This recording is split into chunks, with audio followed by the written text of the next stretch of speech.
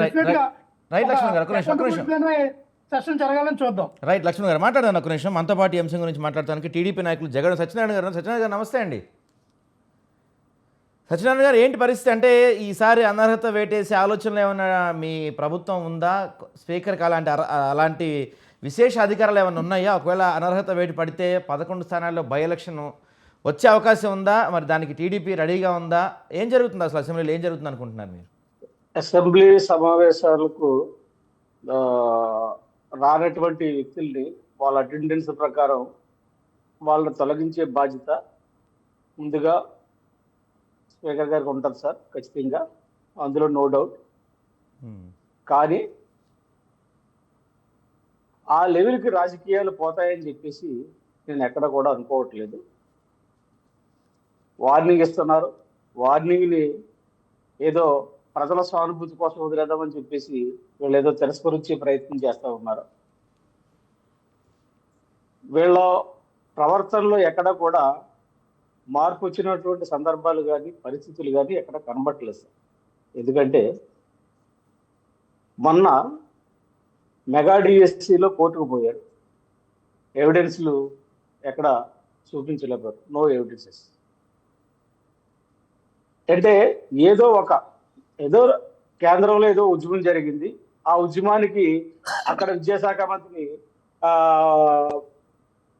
అయినటువంటి విధానాన్ని ఇక్కడ కూడా మేము ఏదో చేస్తే ఇక్కడ కూడా లోకేష్ బాబు గారికి ఏదో మరి తలవంపులు తేవచ్చని ఉద్దేశంతో ఉద్యమం చేశారు తప్ప ఇక్కడ కూడా అట్టర్ ఫెయిల్యూర్.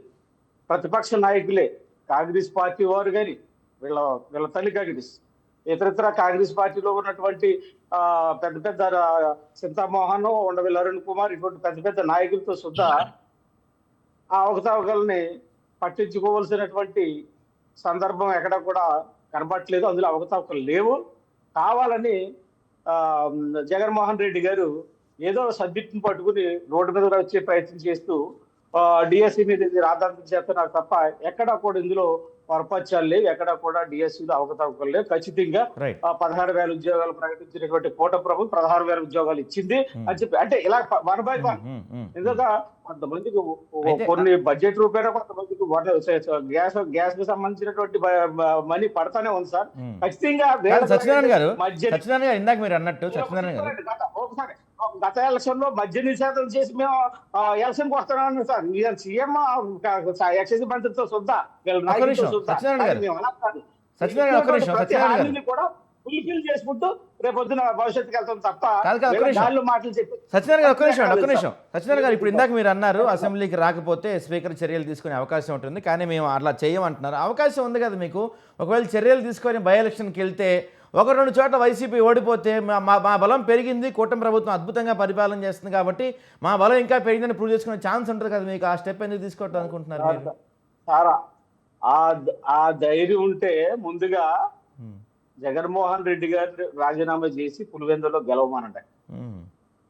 ఎందుకంటే తత్మాజ ఎమ్మెల్యేలు బలి చేసేవలసినటువంటి అవసరం లేదు. ఆ ఎమ్మెల్యేలు సిద్ధంగా ఉంటారని నేను అనుకోవట్లేదు. ముందు నాయకుడిగా, నేతగా, పార్టీ నడిపిస్తున్నటువంటి వ్యక్తిగా, సవాల్ చేస్తున్నటువంటి వ్యక్తిగా, ఆరోపణలను వెనకాలండి బ్యాక్గ్రౌండ్ స్క్రిప్ట్ ఇచ్చి బయటకు పంపుతున్నటువంటి వ్యక్తిగా జగన్మోహన్ రెడ్డి గారు దమ్ముంటే రాజీనామా చేసి పులివెందులో ఎలక్షన్ ఫేస్ చేయమన్నారు.